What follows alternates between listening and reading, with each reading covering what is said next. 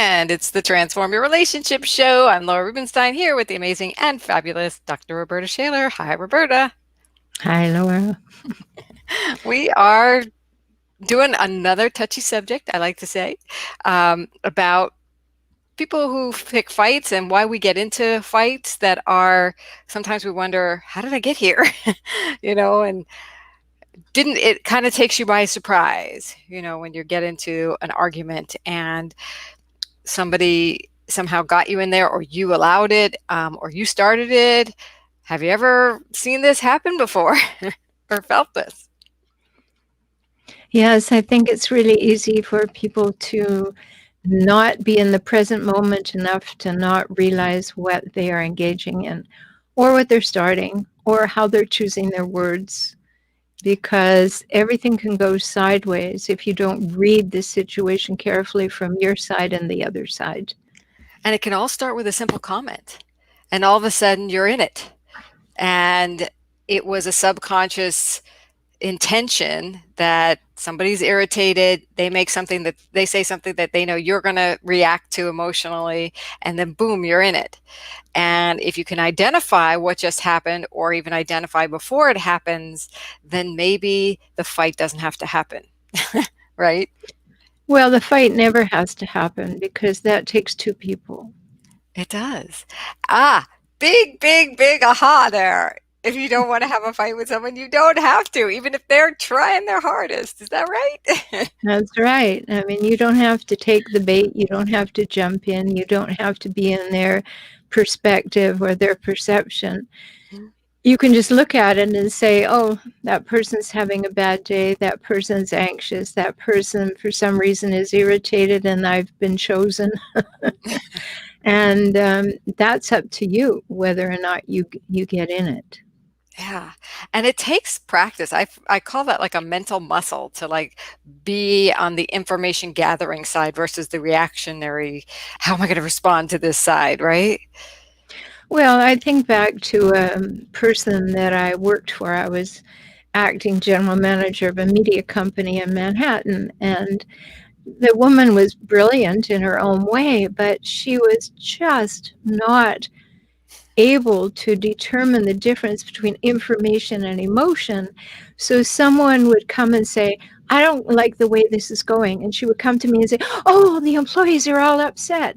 I said, no, back off. That was just information. That one employee expressed to you that she doesn't like something.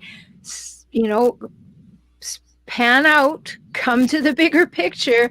You're running a company. One employee doesn't like it. That doesn't make an issue. And so it's very important for us to understand that if we just come from that first stance of it's just information, then you have a moment to take a breath and not let yourself get baited.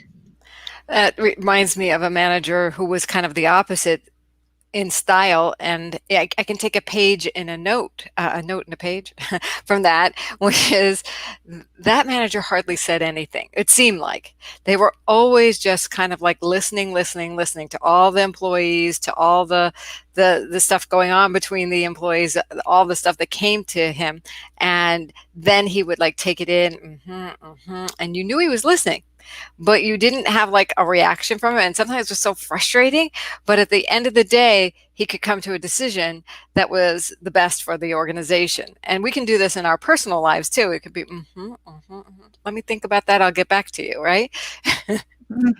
As long as the person feels heard and engaged with and not dismissed. It's like those old cartoons about, the relationship between men and women where the woman is talking and the man's behind the newspaper. Okay, the woman's talking, but she has no idea what's being received, and hearing doesn't help. Oh. So we need to be fully present with each other and then take it in as information, and then know that you have the right to say, I'll get back to you, as you said, or that's not the way that I see it, or that's a new idea, let me think about it. and respond to it from an information point of view rather than an emotion point of view. And that's where your power lies, is not going down the rabbit hole of emotion when all you've been presented with is really information. Even if it was inflammatorily delivered, it's still just information. What do I want to do with that? What am I taking from that? What am I doing with this? So And that's where your power lies.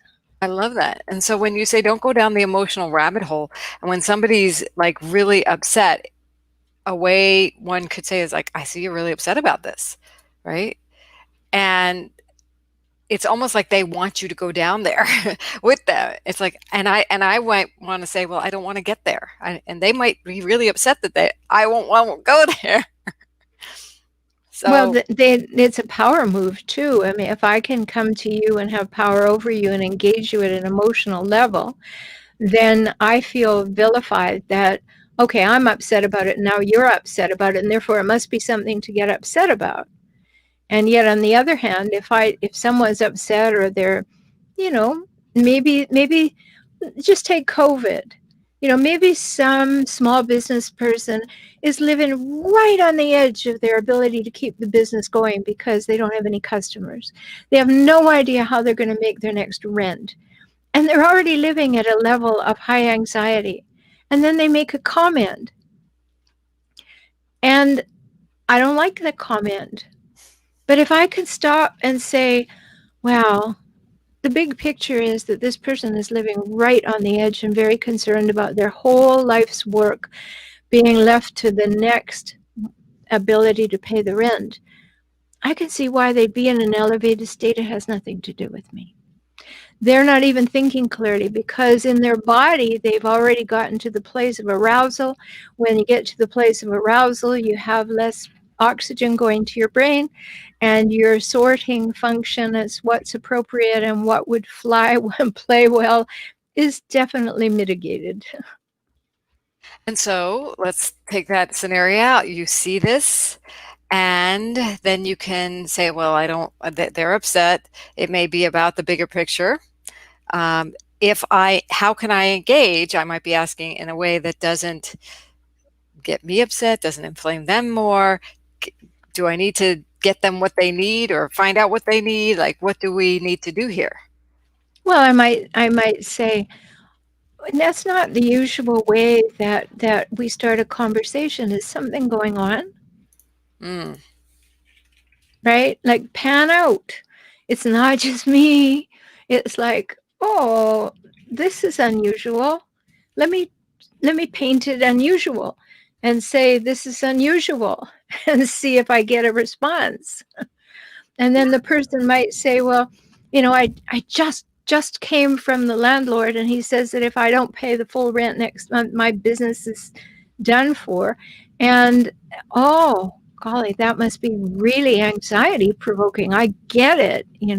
And then you can have a different supportive conversation. It wasn't about you at all, but you were handy. Yeah. You were handy for a venting, when you blurt your hurt kind of thing, like you say. Mm-hmm. So, and what if, because I've been in this situation, it's like a deja vu where all of a sudden I'm in a fight and I've had this argument before, like different topic, but same energy, same way we got in there, and I want to stop. I'm like, oh my gosh, what's going on here? Mm-hmm. Well, I think it's always important to say, I think I got my knickers in a twist a little too early. Can we back off for a second? Take responsibility for the fact you jumped into it, and then say, I'd like a redo. Can I just back off and say or ask something? It's always possible. Just because you're in it, you don't have to win it, Ooh, yeah. Wow, what a concept. I feel like so many people when they get into a fight, that's the end goal, especially the ones that are baiting. It's like it's got to be about winning. If I don't win, then why did I even express this energy? Well, I started from the position of I think I can win. That's why I open my mouth. That's what happens. I think I can have power over this person, so I'm going to say something and see what they do. And if you don't take the bait, yay, you. And if you do take the bait, you might back off and say, I just don't think that's the issue at hand. And I think I just engaged too early. Take responsibility for yourself. Wow. But then they can't win and they won't like that. Let the other side win. Who cares? The thing is, when people are in an emotional state, if winning is the whole key, then just notice who they are. Mm-hmm. The population of people that I help, they're with people who have to win in every circumstance with every person at every minute of every day, because the fragility of their egos is so great that they must have power over everybody. And winning, that's what that represents. I'm right, I'm justified, I'm righteous, you're wrong, I have judgments, I criticize, and I need to win. So I will continue to make you wrong. And if you point out to me that there's no logic in my argument, then I'll tell you that your delivery is bad. But I am going to win and make no bones about it. So if somebody shows me that they have to win all the time, why would I get into it? I know Right. this game, you know. And if they can't win, maybe they'll stop picking a fight with you. How likely is that? Well, it's more likely after a little while, after a few tries where they don't get anywhere, they'll go find somebody who ignites faster. Mm-hmm. Like one of the things that I've learned on Facebook is if there's a whole lot of emotion going on and I just say, I think such and such is a neutral term. That's all I say. I don't take a side. I just say a little piece of information. Nobody takes issue with it. Sometimes things calm down.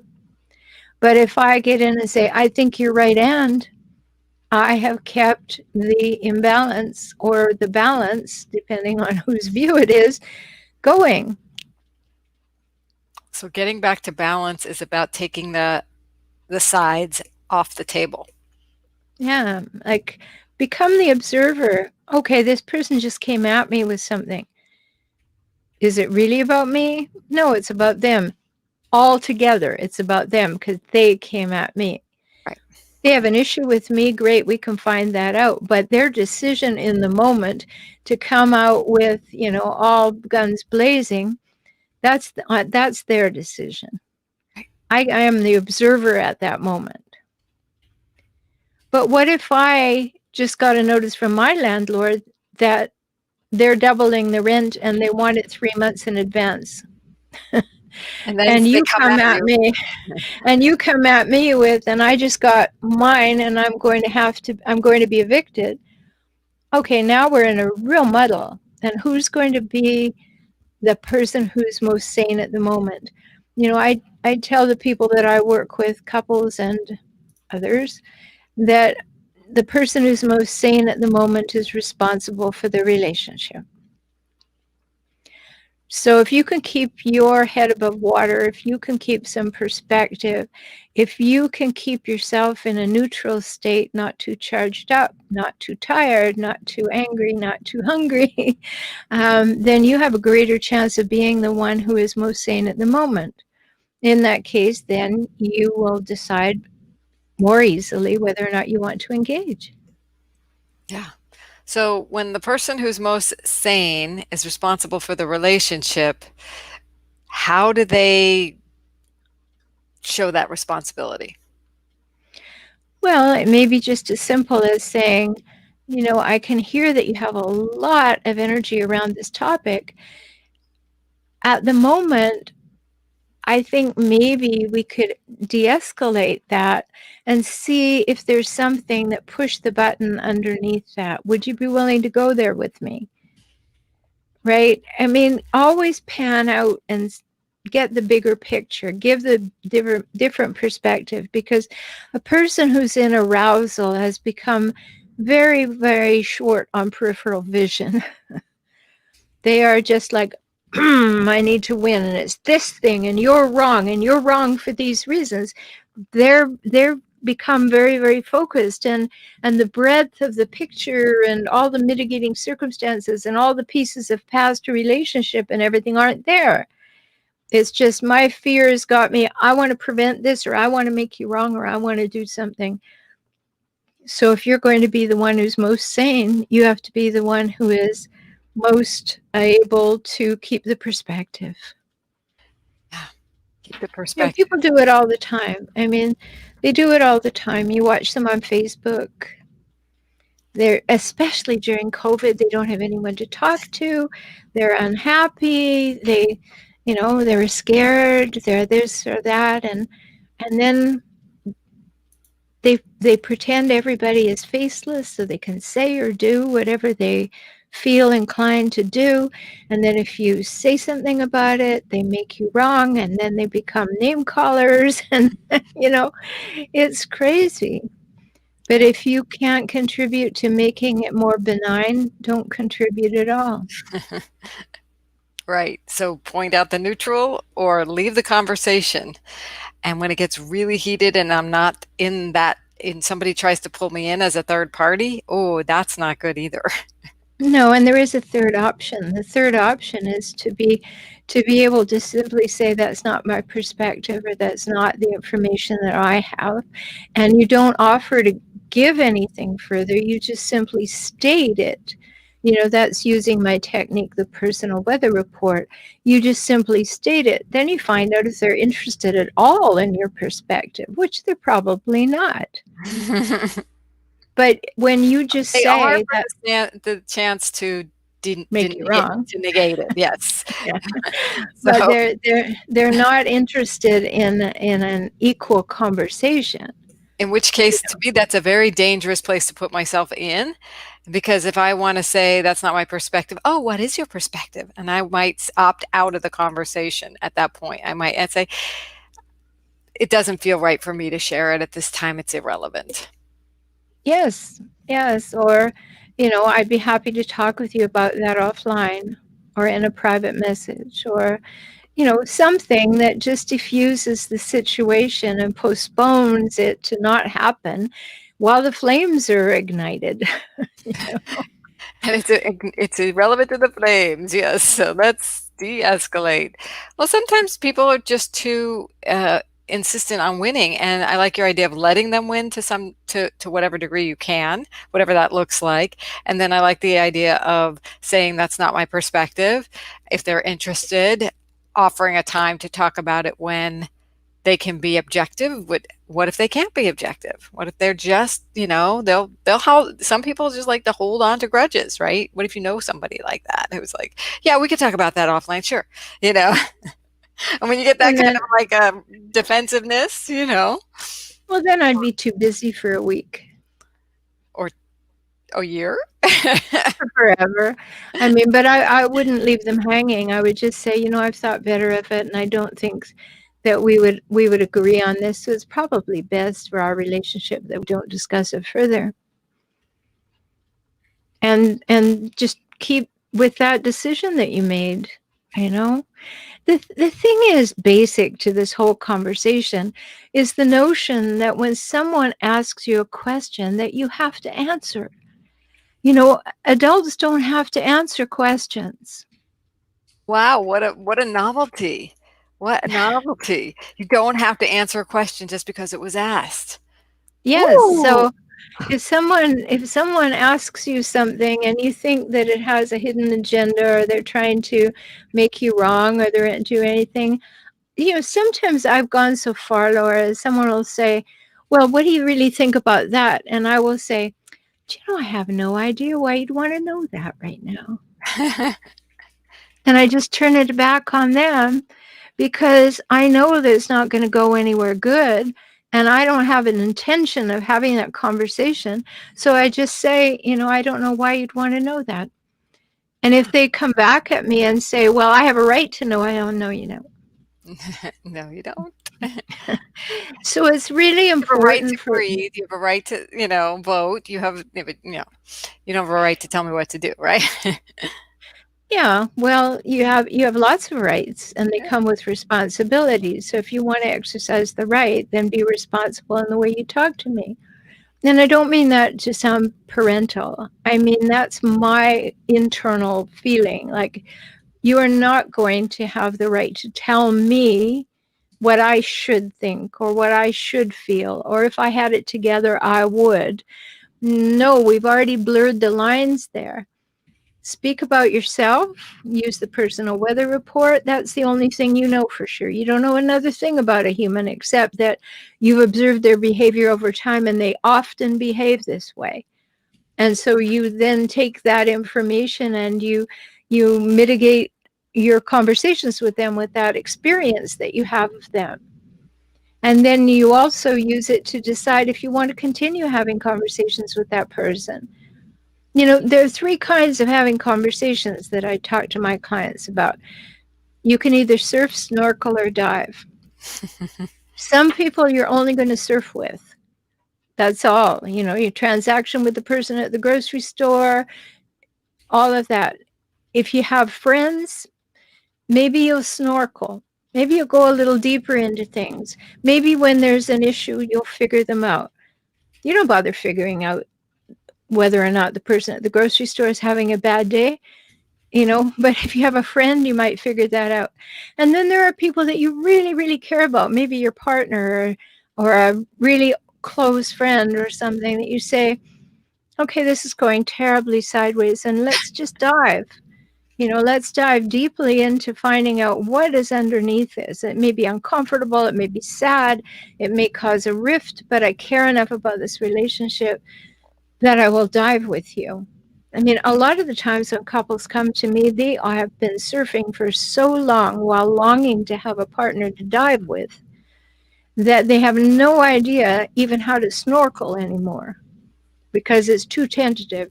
Go under the water, I might drown. I don't go under the water anymore. So, you know, that's a very general thing about relationships and my work. But when we're talking about the stuff we're talking about today, if somebody already has their knickers in a twist, don't twist. And, be okay with getting to the place with, if you're the one bringing up a conversation, trying to change someone's mind or win, you have to sometimes get to the point of agree to disagree. Yeah.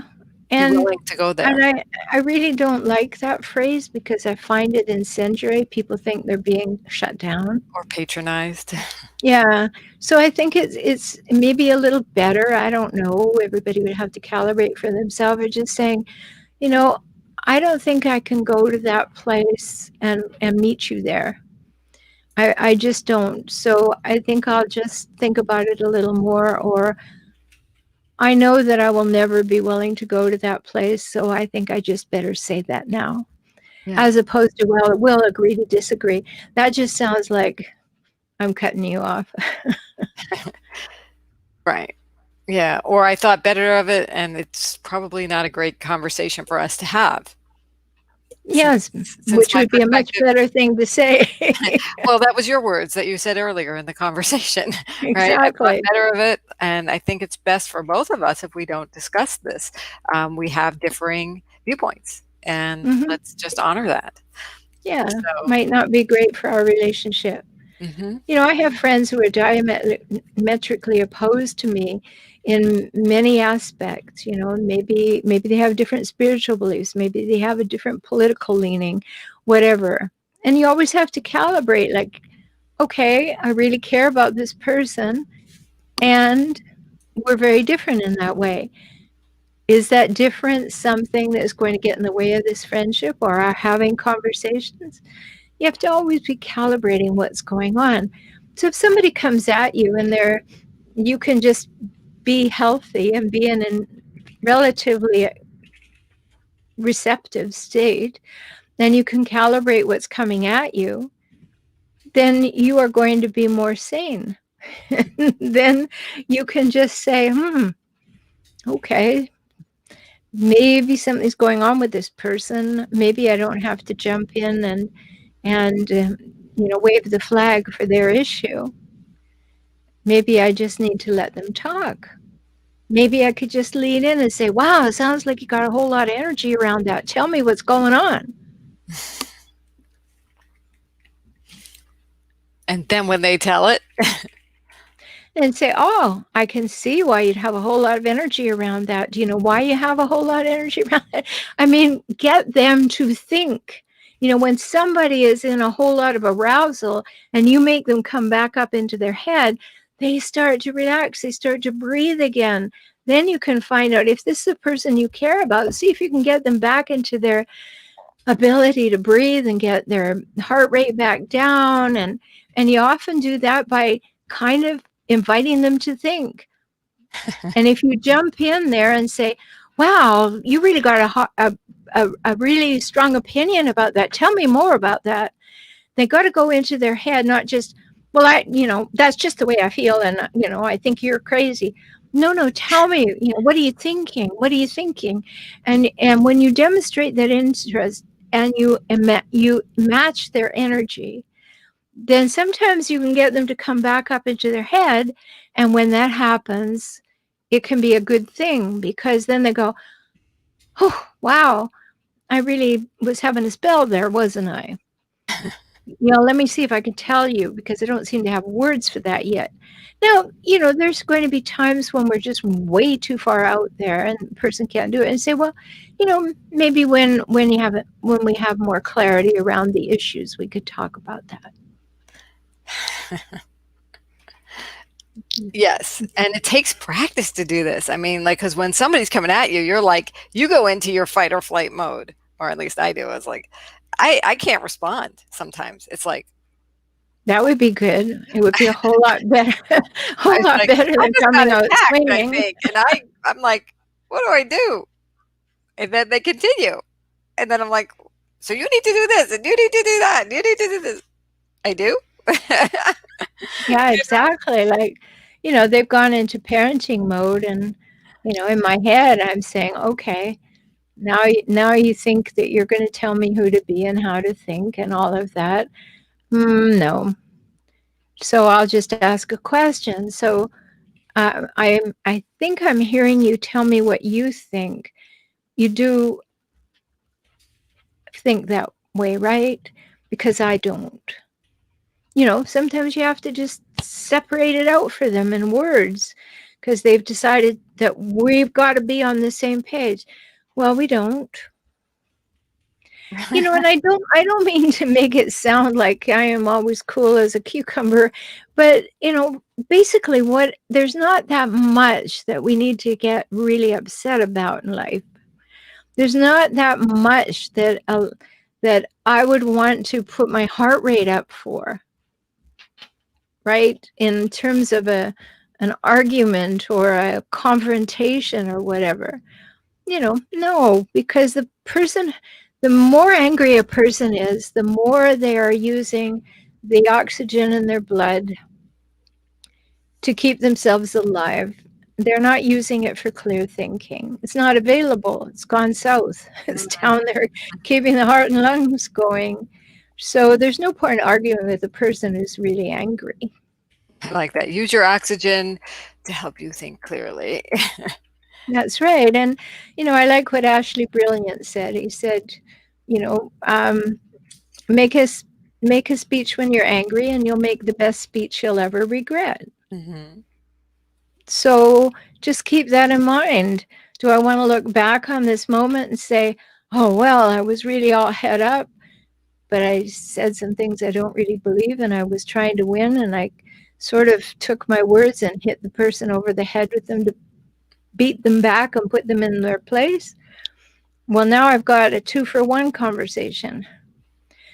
Not only do I feel badly, but I also was wrong. And now I have to fix the relationship as well as the issue. So let's not break it in the first place, even though somebody else might be trying to. Yeah. So, just be neutral and benign, do no harm. Sometimes you just have to think about it as somebody needs to punch. So you just hold your hand up and let them punch. And you're not telling them they're wrong. You're not doing any of that. You're just like, okay, like it's a child. Right. Yeah. Or like a child who's angry, they don't have any processing skills because they're young and their brain doesn't work like that, and they're just angry and they're lying on the supermarket floor and they're bashing their feet and I want the Skittles, I want the Skittles. Okay, well, adults do that too, particularly hijackals do that a lot. So, they'll just regress when they get fearful, and that's what happens when people are upset. They regress when they're fearful. So I'm afraid I'm not going to get what I want. I'm afraid you don't respect me. I'm afraid that my idea is full of holes and I'm not going to let you poke at them. Whatever it is their fear is, if you just recognize that, whoa, there's a lot of fear over there, go ahead, unload the fear. I'm not taking it on. I'm going to deflect it. Okay, great. And I'll see if there's any substance here that needs describing or discussing later. But it does take a lot of practice. You're absolutely right, and yet you have to want that. If there's some unhealed part of you that is just really waiting to be righteous and right and stomp somebody to the ground, maybe you've got a little work to do. Yeah. So that's where I found myself getting into the same fight over and over again. And then I had to take a look and I'm like, this doesn't feel good. Why do I keep creating this? Why does this trigger that and that trigger him? And then I get triggered and we do this until I cry and then we make up, right? It was like a predictable pattern and I had to dismantle it. And so I either he would lure me in or I would lure him in and we'd go there and then we had this tension point that we got to that we needed to pop the bubble and that was our only methodology for doing it at the time. But now that, hindsight is 2020, we can look at this and say, oh, I could have, really taken a look at things in a different way or gone and get some help and to talk it through and why do I do this and dismantle it. And the minute I was like, oh, I don't need to be right. Because I really want this relationship. Oh, wow, what would that look like? And how can I ask for what I really want? And oh, well, if this isn't going to happen, then we have to cop to it, not just be frustrated about it. And if it's not going to happen, then eventually that relationship wasn't going to happen. So we got to that point, which was like a beautiful blessing finally with that. And it's not like we were fighting all the time. It just would come to an escalation point because we couldn't meet each other's needs and we weren't a right fit or whatever. And we finally like, oh, let's not do that. And part of it was I hadn't gone through whatever growth I needed to go through to be more happy and sane in that relationship. And when you come with those extra things, like you said, whether it's the pressures of whatever is going on in your life or whatever you feel about yourself as a person, it's all there in the relationship and it needs to be looked at because otherwise you're not going to be a sane person in that relationship. That's right. And, the question is always, who am I?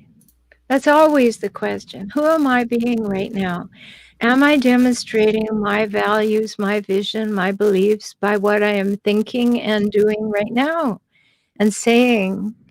And if you can stay centered in the who am I and how am I presenting myself to the world, it's a big journey.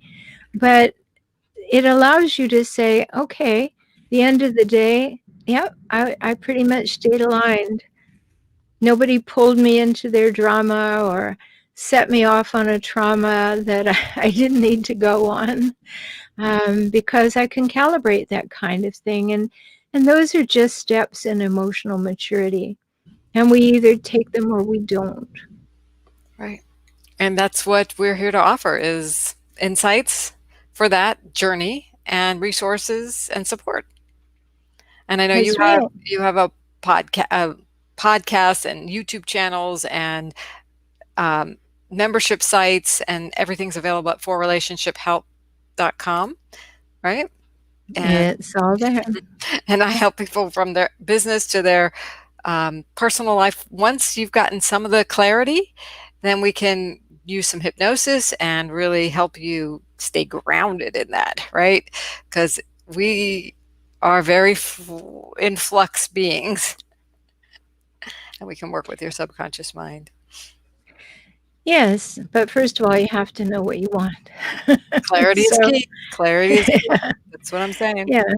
So if you find yourself being drawn into other people's fighting modes, just notice that as a beginning. Like, oh, they were itching for a fight and I didn't even know, and I got taken down that rabbit hole by my own choice. Next time I'll just notice they're itching for a fight and I'll say, "Oh, it seems like you've got a lot of energy around that. Talk to me about it." And just be that, okay, it's okay. Go ahead, hit it, hit it, hit it, hit it, hit it. And then when the energy is dissipated, then say, well, how are you doing now? I still want you to do something. You're still wrong.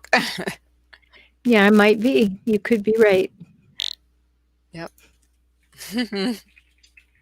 But that doesn't mean that I'm going to jump in there with you. And I'm not being dismissive and I'm not being disinterested. I am just making a calibrated decision about what I'm going to do with my energy and how I want to feel when this relationship conversation is over. You know, the big question that I ask people all the time is to, you get a feeling and it's in a conversation and you say to yourself, what do I want as a result of this exchange? Where do I want to be feeling or speaking 5 minutes from now? Because what I say or do right now is going to be directional. Mm-hmm. So know that you are choosing direction by what you say.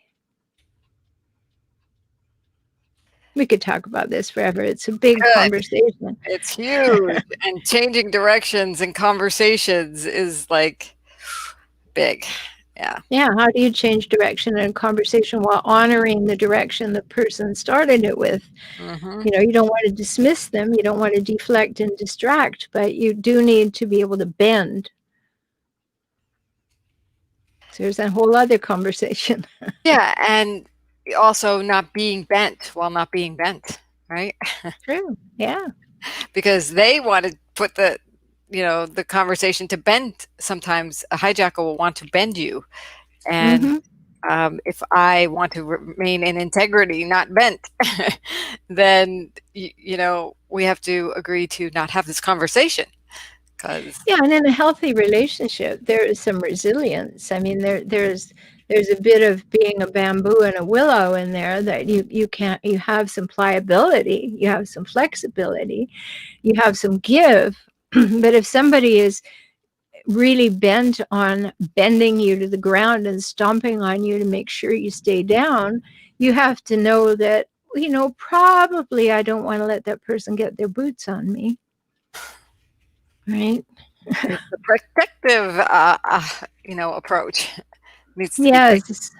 So Yeah. yeah, So I need to do something to make sure that I'm aware in the moment. and we've Same. talked about a lot of ways to do that. So I think this has been a really rich conversation about how to, deal with someone and identify someone who's picking a fight with you, and then how to navigate in that Mm-hmm. world, and with honor, with respect, and also with keeping one's sanity and being the responsible, sane one. So lovely Yeah. takeaways from today. Awesome. Yeah. And I think, that banner actually says if someone is trying to pick a fight with you, and it's all in your perception. Are they showing you how frustrated they are trying to pick a fight with you? You got to figure that out before you open your mouth. Right. Sometimes it might be worth asking. Might be. You want to figure something out, or do you want to fight about this? Yeah, or as I've done a whole episode on, do you want to have a fight or do you just want to be right? I mean, what's going on here? If you just want to be right, I'll say, okay, you can be right now. And But I'm then not going to fight with you. if they want to fight, then what do you say? I'll say, catch you later. Catch you later. Gotcha. All right, everyone. That was awesome. Thanks for a great conversation. We will be back in another couple weeks with our Transform Your Relationship show. Thanks, Roberta. Thank you, Laura. Bye bye.